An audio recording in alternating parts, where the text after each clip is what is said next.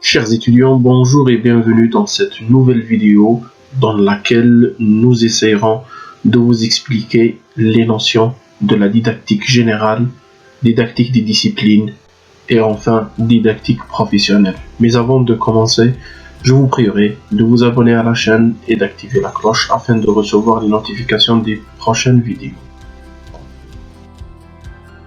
Comme vous le savez, la didactique évolue constamment. Elle se développe avec une vitesse de lumière. Et pour preuve, les nouvelles ramifications, voire appellations qui en découlent. Dans cet exemple, nous voyons bien que de la didactique générale, nous avons deux sous-branches, à savoir la didactique disciplinaire ou didactique des disciplines et la didactique professionnelle. Une notion qui malmène pas mal d'étudiants et candidats au concours de doctorat. Chacun d'entre nous a cette carte mentale des représentations relatives à la notion de didactique. La didactique générale, à quoi elle renvoie, dans quelle discipline elle puise, quelles sont les disciplines connexes qui gravitent autour de laquelle. Est-ce une notion nouvelle? Est-ce une discipline? Épistémologiquement parlant, est-ce une discipline ayant ses propres théories? Est-ce qu'elle a développé de nouvelles théories? De quelle année ou de quelle époque elle date la naissance de la didactique? La didactique en tant que discipline n'est pas née du néant. Nous voyons clairement dans ce schéma qu'il y a plusieurs disciplines dites connexes qui gravitent autour de la didactique. Donc nous comprenons qu'il y a une relation de complémentarité, de dépendance, voire d'interdépendance entre ces disciplines et la didactique, comme est le cas pour la philosophie et l'épistémologie. Il faut savoir aussi que les disciplines scolaires empruntent plus au savoir universitaire qu'à des pratiques sociales. La sociologie a toujours servi la didactique et nous donnons comme exemple le rapport au savoir scolaire s'enracine dans l'attitude familiale à l'égard de la culture, à l'instar de la distinction, la fonctionnalité, le goût pour le savoir. Nous avons aussi la psychologie qui a beaucoup servi la didactique grâce au courant psychologique, à l'instar du behaviorisme, le socio-constructivisme et le constructivisme, pour ne citer que cela.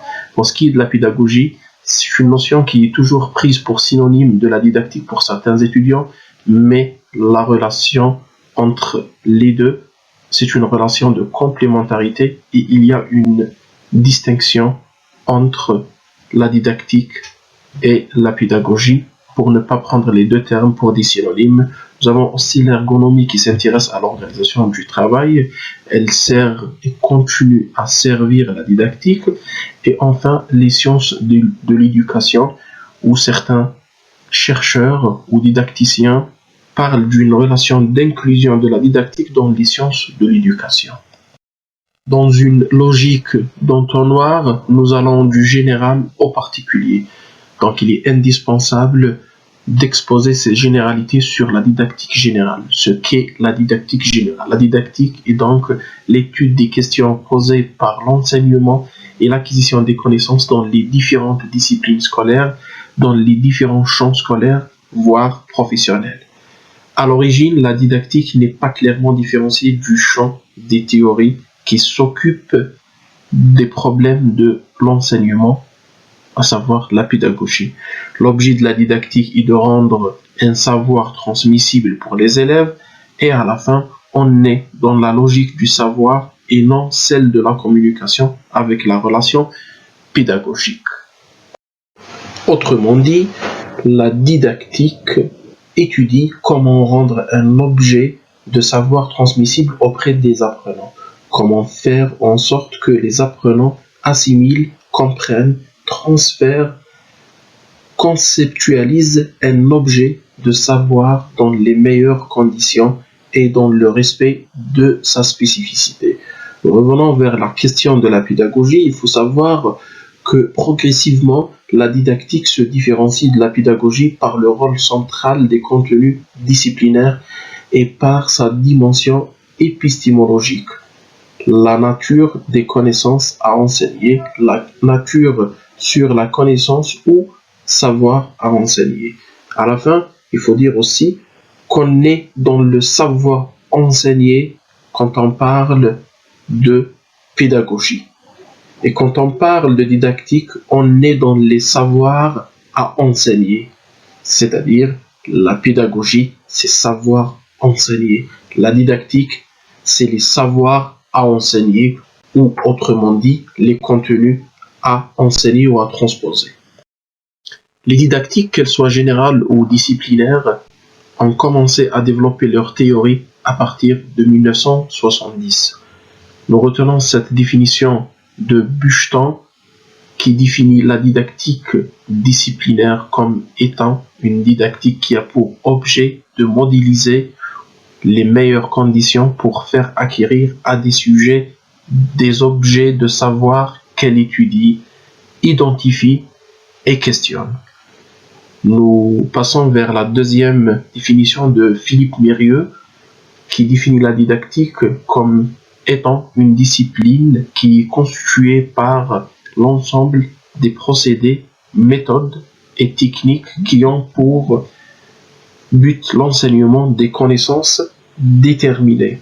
En retenant de ces deux définitions qu'à partir de l'objet d'apprentissage, la didactique permet en effet d'organiser les unités cognitives, planifier les activités de l'apprenant ainsi que de l'enseignant, y agencer les ressources didactiques dans le but d'harmoniser, de prédire et de réguler les apprentissages de façon à optimiser l'utilisation de l'énergie disponible chez l'apprenant, voire chez l'enseignant.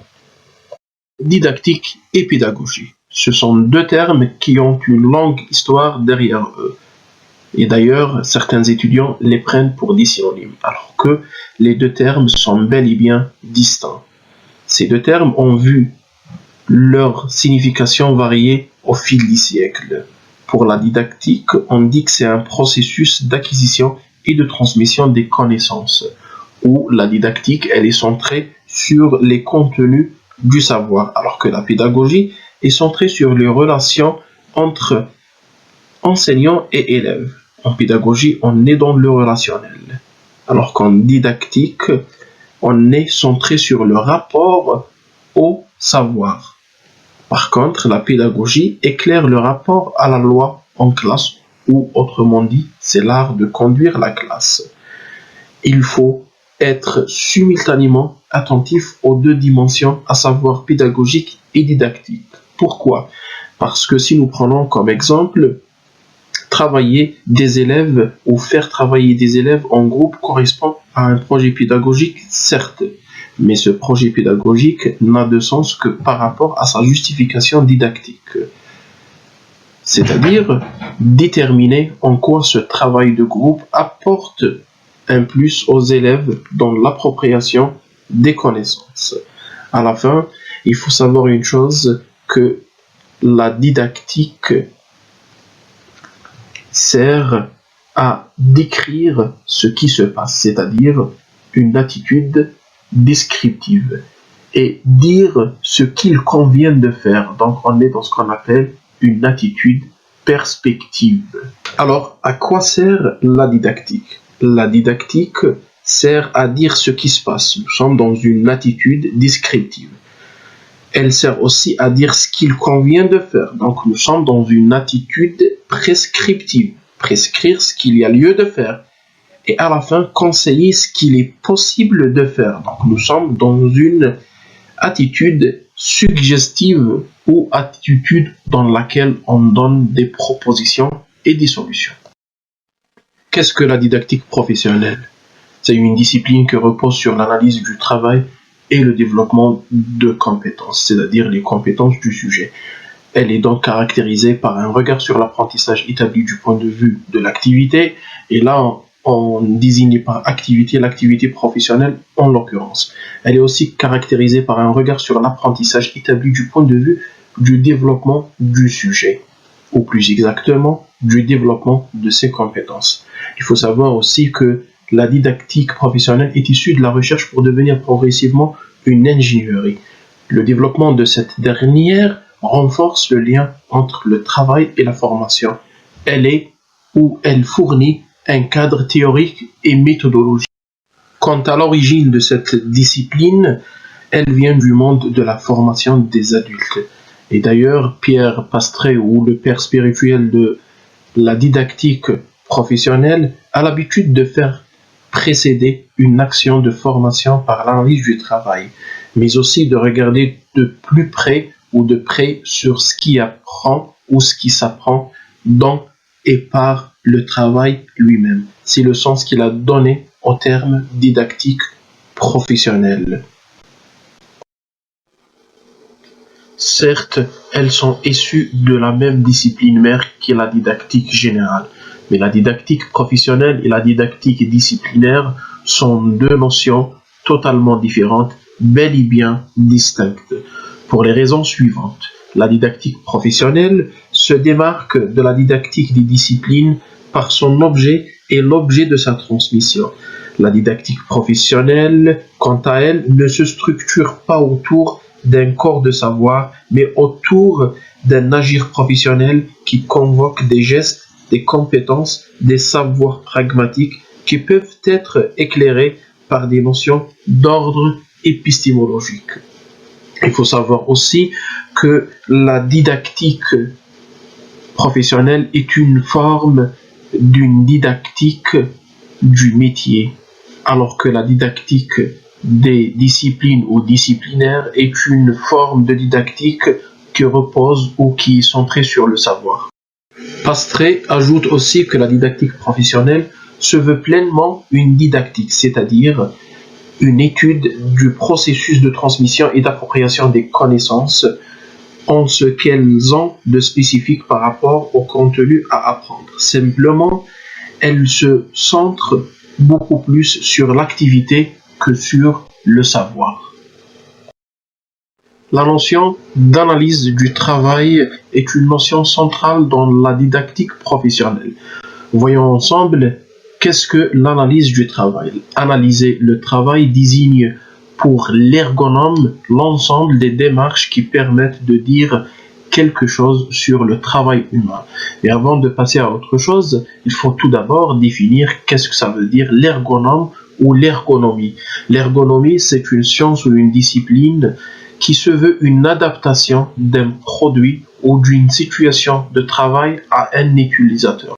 Grâce à l'ergonomie, le didacticien spécialisé dans la didactique professionnelle peut intervenir sur plusieurs dimensions, à savoir le verbal, la posture, les déplacements, les regards, la chronologie des micro-événements, les interactions, les buts poursuivis, les prescriptions, les redéfinitions des tâches prescrites et les activités réelles et bien entendu les organisateurs.